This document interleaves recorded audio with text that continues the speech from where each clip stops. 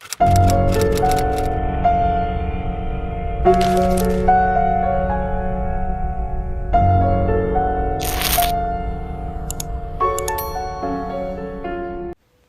guys, so welcome back, and I am just wiping my mouth area with some toner, and then you want to start with a clean base. And look at the eye look, guys, get into it.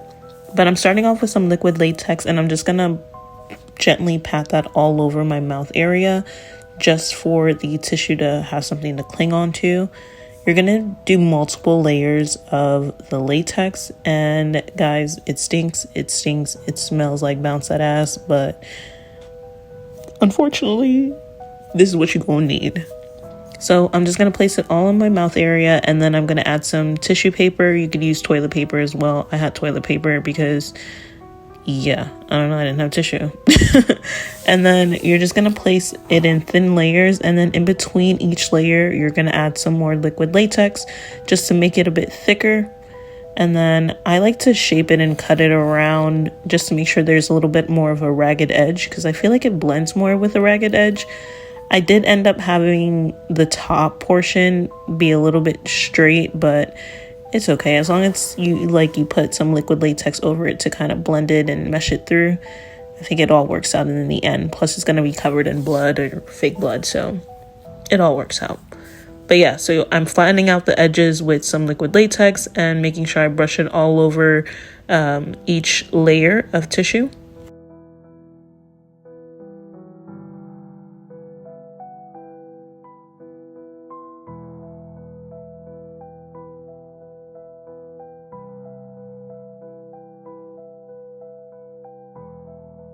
I'm gonna go in with my blow dryer because it quickens that process. And then this is optional. I feel like honestly I didn't have to use the cotton balls. I wanted to make it a little bit thicker, so I don't know, I felt like it would just be more messy and like stringy to look like mouthpieces, but I felt like it was just harder to cut in the end.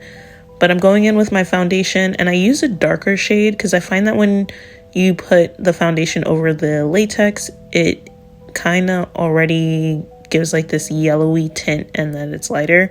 So I use more of this reddish tone or undertone foundation that I had. And then I'm just brushing that all over just to, again, match my skin as close as possible. I'm going to cover each like crevice of that tissue paper, especially along the edges. I'd set that all in with some powder, and then you want to be super careful when cutting the slit for your mouth opening, because again, like I said, I put the cotton balls and it made it a little bit harder to cut through, especially with these tiny scissors. But I didn't want to go in with such large scissors to possibly cut myself. Also, the nail scissors are pretty sharp at the edge, so you just want to be super careful when doing this process. Take your time, there's no rush. And then if it is difficult to cut, kind of just like stretch it out with your hands. It's okay to be messy. Obviously, like if your mouth was like I don't know, I just feel like if you're messing up your face like this, realistically it's gonna be messy and jagged and kind of messed up or whatnot. So I'm just cutting up the opening and cutting off the lip area just to have more space to kind of show that little gore or like paint it in, so you could kind of see like a flap. You want to make sure you're creating like a flap.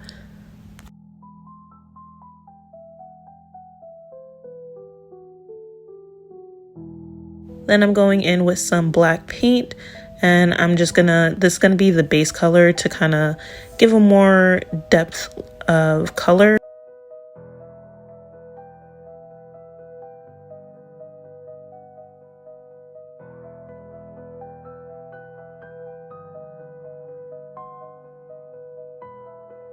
And then it's gonna be great base color for when we add our reds. You're gonna add some red paint as well, just to kind of give that bruising. You can also add it to the edge where that latex is, and just to kind of cover up any of that white sort of tissue latex area.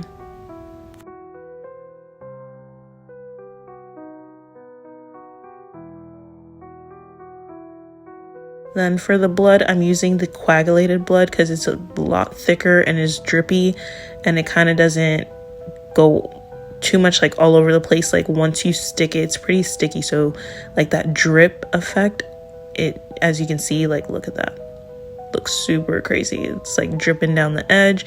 I just find that it looks the most realistic. And yeah, you just want to place that all over, be as messy as possible.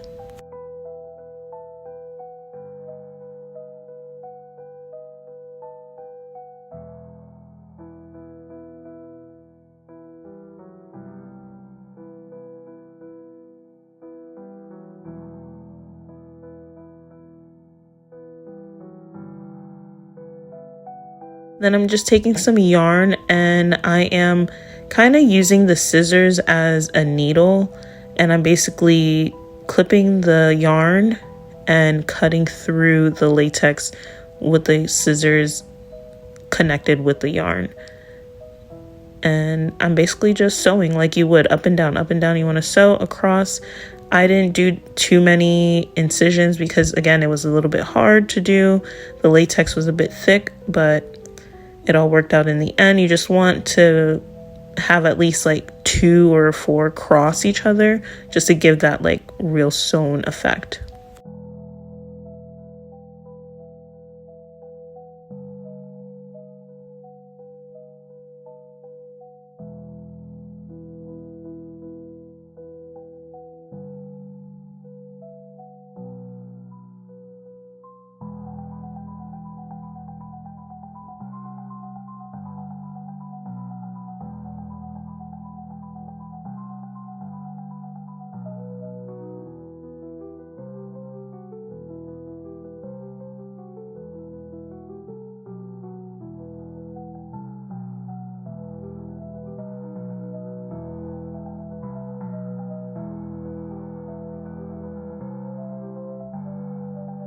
And just to finish it all off, I am using more of this sort of runny blood splatter. It's called the vampire blood, and I'm just stippling that all over just to kind of cover any sort of mistakes or like latex, anything showing, just to give it more of that, you know, just wild gashed effect.